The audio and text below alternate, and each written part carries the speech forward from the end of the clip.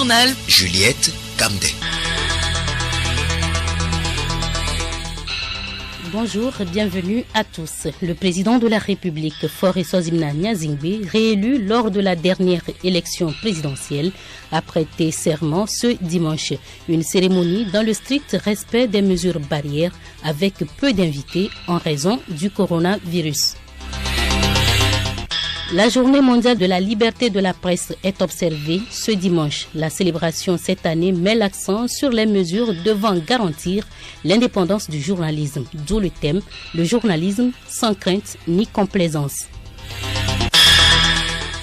Coronavirus, une étude au Sénégal confirme l'efficacité de l'hydroxychloroquine. D'après un échantillon de 181 patients, ce médicament permettrait une guérison plus rapide. Aux États-Unis, à 6 mois de l'élection présidentielle, les défis à relever sont immenses et les camps politiques divisés sur la voie à suivre.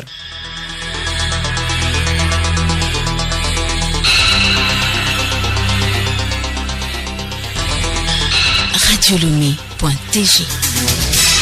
Bienvenue à tous dans le journal. D'abord, ce décret de la présidence de la République portant nomination.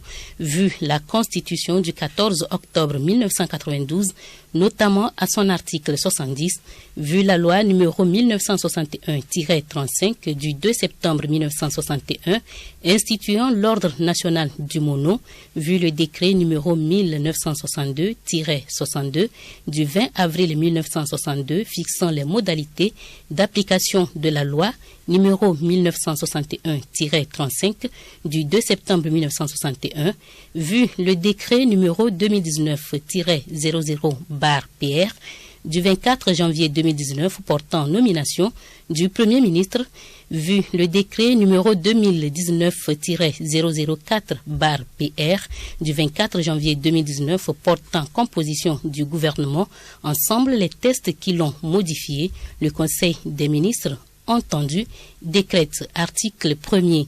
Monsieur Barry Moussa Barké, ministre d'État, est nommé grand chancelier des ordres nationaux. Article 2. Sont abrogées toutes dispositions antérieures contraires au présent décret. Article 3. Le présent décret sera publié au journal officiel de la République togolaise. Fait à Lomé le 30 avril 2020, le président de la République. Le président de la République, Faure Sozimna Gnazingbe, élu le 22 février dernier, a prêté serment ce dimanche à Lomé. La cérémonie a eu lieu en présence des membres du corps diplomatique accrédité au Togo, le grand chancelier des ordres nationaux Barry Moussa Barké, le Premier ministre, la présidente de l'Assemblée nationale, les présidents des institutions de la République et les officiers supérieurs des forces armées togolaises.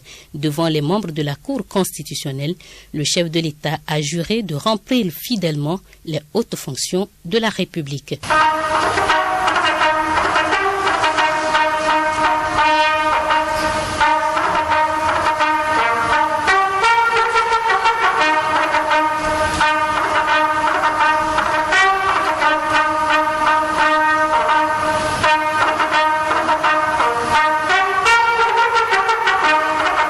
Vous avez la parole, Monsieur le Président élu.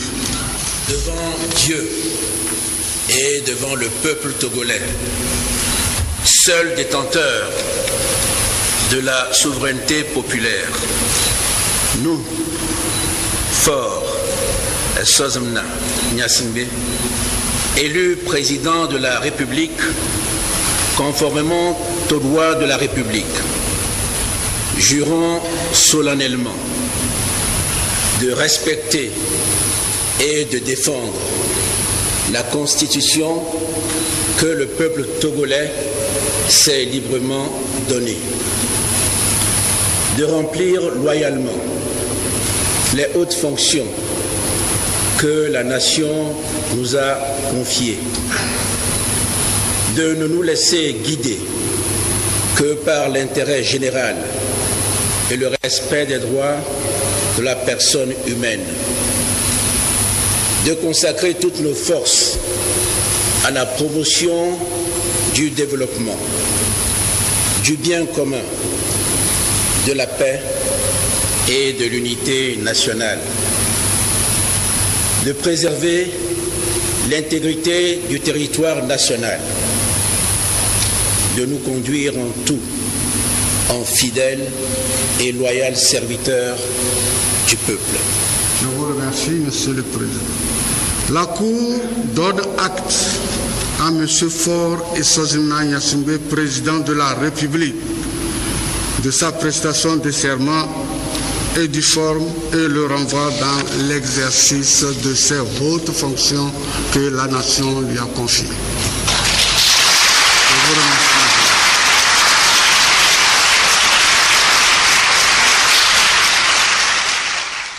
Le président de la Cour constitutionnelle, Abdou Assouma, a saisi l'occasion pour inviter les Togolais au respect de la loi en vigueur. Le suffrage universel a donc décidé.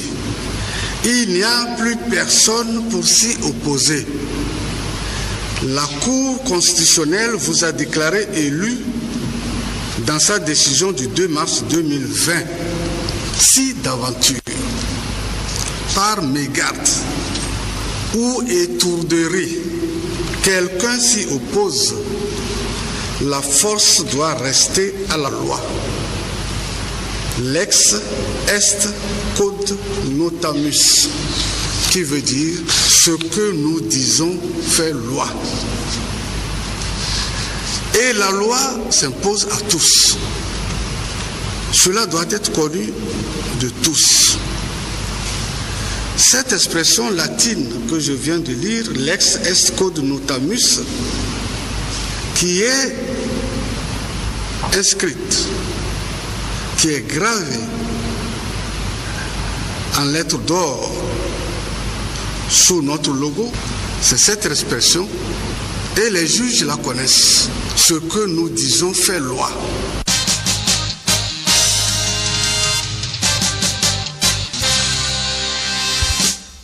C'est sous le thème « Un journalisme sans crainte ni complaisance » que le monde entier célèbre ce 3 mai les principes fondamentaux de la liberté de la presse.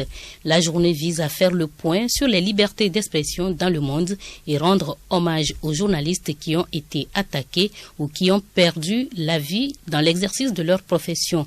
La journée de la liberté de la presse permet aussi d'évaluer la liberté de la presse à travers le monde et de défendre l'indépendance des médias. Le Togo a gagné 5 places dans le dernier classement mondial de la liberté de la presse publié par Reporters sans frontières, RSF. Cependant, des défis restent à relever. Arimiao Tchaniao, président du Conseil national des patrons de presse, CONAP. Il y a un apprentissage qui nous manque.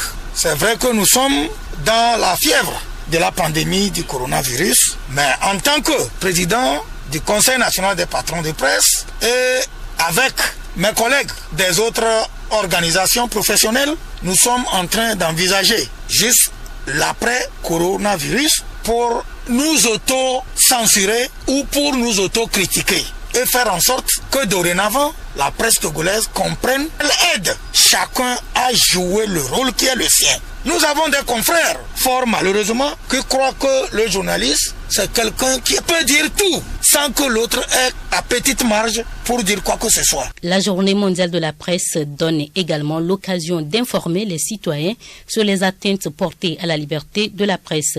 Dans des dizaines de pays à travers le monde, des publications sont censurées, condamnées, suspendues ou tout simplement n'ont plus le droit de paraître, alors que des journalistes, des rédacteurs en chef et des éditeurs sont harcelés, attaqués, détenus ou même tués. Emmanuel Amegblamé. Justement, Juliette, aujourd'hui et plus que jamais, le journalisme fait face à de nombreux défis, notamment la désinformation, les discours de la haine, la présence de points de vue inclusifs et d'expressions culturelles diverses et autres. Le rôle des journalistes est d'importance capitale pour faire face à la crise. Ils sont parmi les travailleurs essentiels et se mettent en danger pour informer le public. Leur rôle est également capital dans la lutte contre la désinformation qui s'est révélée être l'un des principaux défis du Covid-19. En ces temps de crise, il faut veiller à protéger la sécurité des journalistes aussi bien dans l'exercice de leur travail face à la maladie qu'en préservant les espaces de liberté de la presse. Pour la directrice générale de l'UNESCO, Mme Audrey Azoulay, la pandémie de Covid-19 nous fait basculer dans l'inquiétude et l'incertitude. L'information libre, poursuit-elle, nous est essentielle pour faire face à la crise, la comprendre, la penser et la surmonter. Le journal Juliette Camdet. Au Sénégal, les premiers résultats préliminaires de l'étude à propos de l'utilisation de la chloroquine pour traiter les patients atteints du coronavirus sont désormais connus. La molécule a été prescrite à certains malades de l'hôpital de Fann à Dakar par le professeur Moussa Seydi. Hier, le médecin a rendu public ses premières conclusions. D'après un échantillon de 181 patients, l'hydroxychloroquine permettrait une guérison plus rapide. Dans le panel des 181 patients pris en charge par Dr Moussa Seydi, tous les malades ont survécu. Cet échantillon a été divisé en 3 catégories. Le premier type de patients correspond aux témoins, ceux qui n'ont pas pris l'hydroxychloroquine. La moitié d'entre eux est sorti au bout de 13 jours de l'hôpital. Il y a ensuite ceux qui se sont vus prescrire la molécule. Avec de la chloroquine, la guérison est plus rapide. Il faut 11 jours, soit 48 heures de moins, à la moitié de ces patients pour éradiquer le virus. Enfin, un dernier groupe minoritaire s'est vu administrer en complément de l'azithromycine, un antibiotique pour éviter une surinfection. Ceux-là ont quitté l'hôpital au bout de 9 jours seulement, explique Moussa Seydi. Pour lui, ces résultats sont encore préliminaires, mais satisfaisants. Dans 6 mois, jour pour jour, le 3 novembre prochain donc, doit se tenir l'élection présidentielle aux États-Unis. Mais est-ce que ce scrutin pourra être maintenu alors qu'une deuxième vague de l'épidémie de coronavirus pourrait toucher le pays à l'automne? Pour permettre aux Américains d'élire leur 46e président, les défis à relever sont immenses et les camps politiques divisés sur la voie à suivre. Les Américains ne devraient pas avoir à choisir entre leur droit de vote et leur santé, a déclaré Michelle Obama. Afin de garantir la sécurité sanitaire des électeurs le 3 novembre prochain, l'ex-première dame et les démocrates mènent une vaste campagne pour généraliser le vote par correspondance. Mais cette solution pose plusieurs défis. Envoyer des bulletins spécifiques par la poste accompagnés d'une enveloppe pré-affranchie, se doter de machines capables de traiter les votes par courrier, ainsi que l'embauche d'employés supplémentaires sont autant de coûts qui pèseraient lourd sur les caisses de l'État en charge de l'organisation du scrutin, sans parler du fait que les autorités n'ont pas connaissance des adresses postales d'un certain nombre d'électeurs. En tout cas, Donald Trump et les républicains sont catégoriquement contre le vote généralisé par correspondance, une option qui faciliterait selon eux les fraudes. Cette édition se termine. Merci à tous de nous avoir suivis.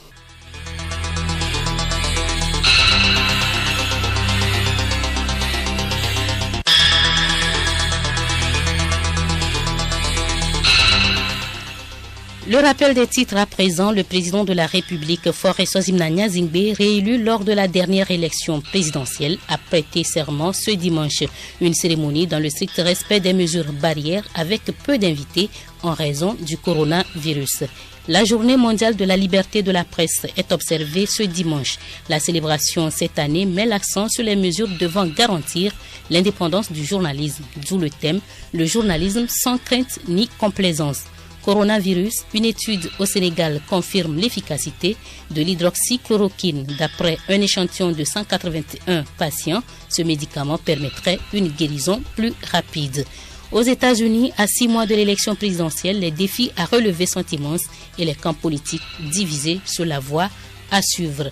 Et à présent, sensibilisation coronavirus, le Covid-19, comment les divers acteurs du pays, sociétés, participe-t-il à la sensibilisation? Nous nous intéressons aujourd'hui à l'artiste de la chanson Bibi Reine qui était récemment dans certaines localités de l'intérieur du pays avec des initiatives pour freiner la propagation du Covid-19. Alice Berthe Barandao.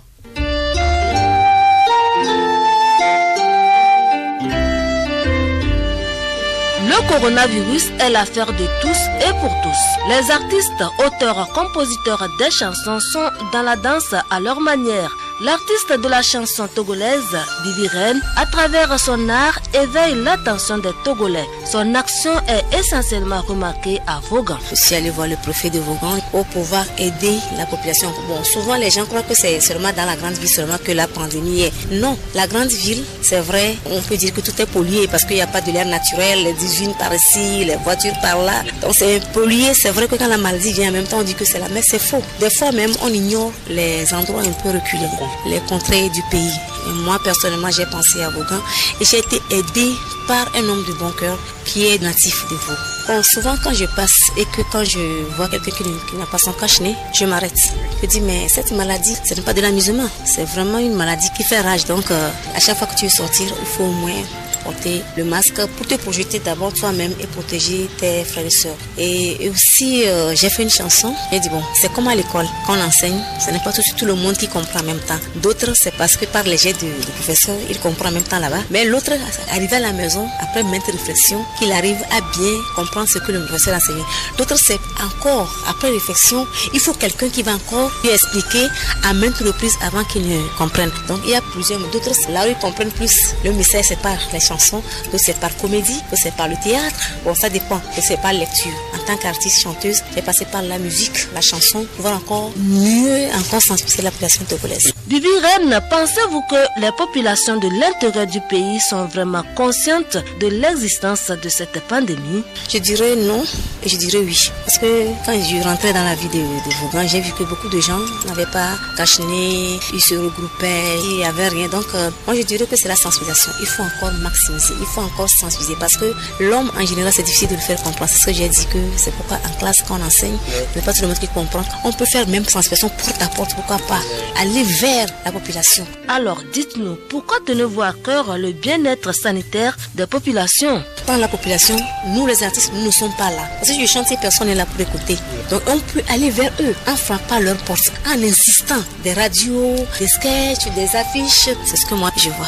Votre mot spécial pour exhorter tous les Togolais à l'observance des mesures barrières dans cette lutte contre le coronavirus. L'arrivée de Corona fait que nous avons vu des artisans créer des choses. On a commencé à consommer les produits locaux. Je parlais, j'ai la chair de poule parce que je vois que maintenant on prend goût à notre Afrique, à nos produits. L'Afrique ne va plus dépendre, si nous voulons bien, de l'Europe, de la Chine. Si on mange local, on va vivre longtemps.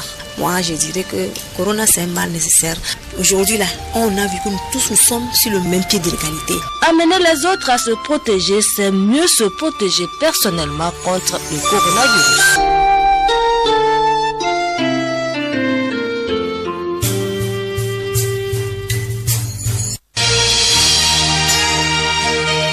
Radio Lomé, boîte postale 434, email radiolomé@radiolomé.tg. radiolomé.tg